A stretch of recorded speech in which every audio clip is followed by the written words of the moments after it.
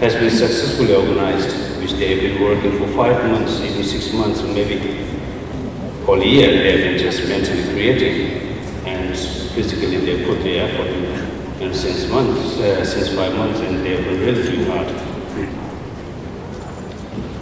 and successfully organized. And therefore, I would like to firstly dedicate the merit that has been generated by these positive actions today to their personal well-being, their good health, and to the well-being of their individual communities, as well as to their family members.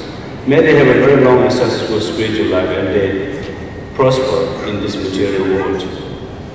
As it is said by Buddha himself, that any virtue deeds that one accumulates in an assembly is far stronger and greater than any offerings made following an individual action, even if these offerings were made in person to all the Buddhas of the 300 times while living in the Buddha's field itself.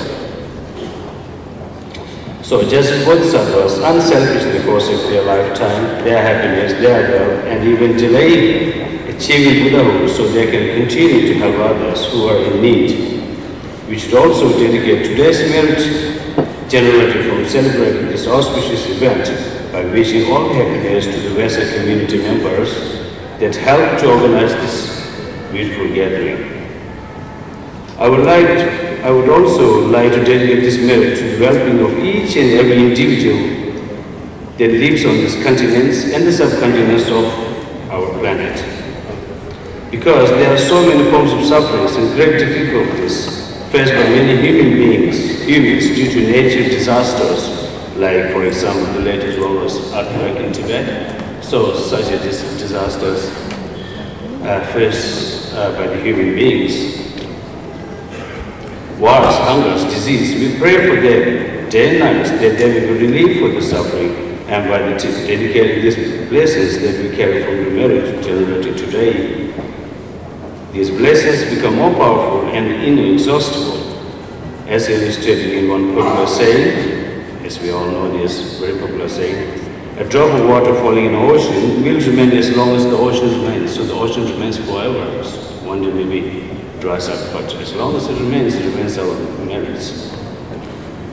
Further, may we dedicate this generated merit to the many Dharma teachers attending today. May they live long and healthily, and may the Sanghas live in peace and harmony and mutually support each other's efforts in whatever way possible to promote the Buddha's path to liberate beings from all forms of sufferings. And may they all, their centers flourish and be able to promote all beings' happiness. And last but not least, to all those sponsors, especially the sponsor of this great hall, the town hall, and City of Melbourne, Council, VIPs, whoever had generously gave any kind of support to make this event possible. And our dedication goes to them as well, for their families. And it's the Victoria Multicultural Commission, City of Melbourne, and Clear System, the sound system is so good. And to all the other donors, and as well as the volunteers. Volunteering to such an event is Bodhisattva's conduct, so I don't have to say much to those volunteers. Thank you very much, everybody. Thank you.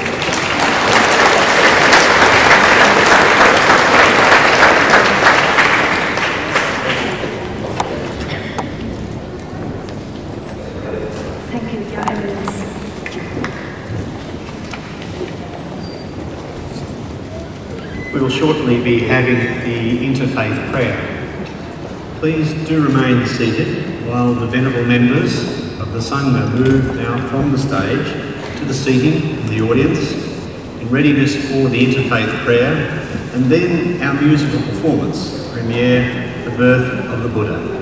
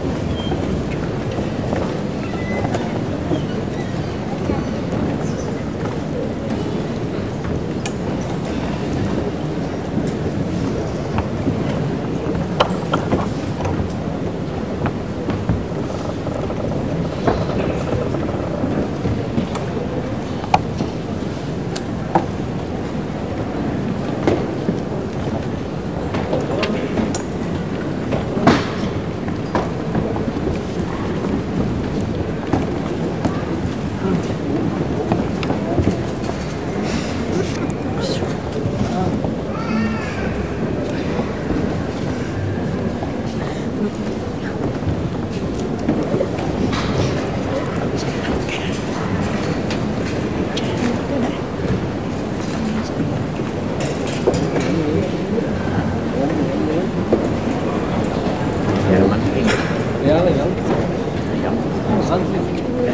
like to now welcome to the stage our interfaith representatives to deliver the interfaith prayer.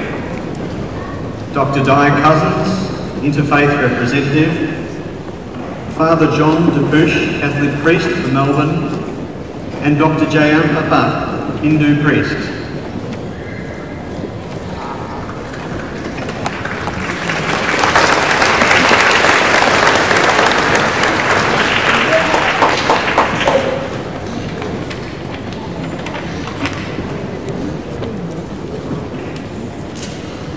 We are here today to celebrate the life of the Buddha and remember his great contribution to humanity. In a world riven with conflict, we remember the antidote to hatred is not more hatred, but compassion. In a world where there is violence on the street, we remember the antidote to violence is kindness and respect.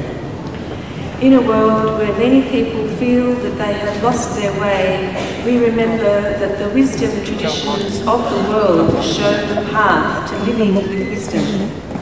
In a world where there is poverty, we remember the solution to poverty is both generosity and knowledge. In a world where there are wars fought on the basis of nationalism and ethnicity, we remember that all the great religions teach us of our shared humanity. In a world made poor by the exploitation of the vulnerable and the environment, we remember the attitude of equanimity that treats others' welfare and happiness as important as our own. In a world where places of worship are destroyed and libraries are burnt, we will do what we can to restore and build places of worship and create new libraries and places of learning. The wisdom of the Buddha is the wisdom of selflessness and great compassion. These are gifts to humanity that do not age and which remain fresh even as millennia come and go. On the occasion of his birthday, we remember these gifts and rejoice in their freshness. And I would just like to invite Dr. Bhatt to pronounce a chant in Sanskrit which also expresses these sentiments.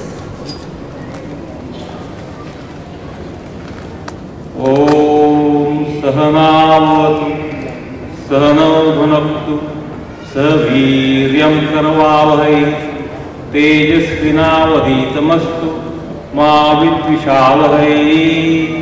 Om Shanti Shanti Shanti.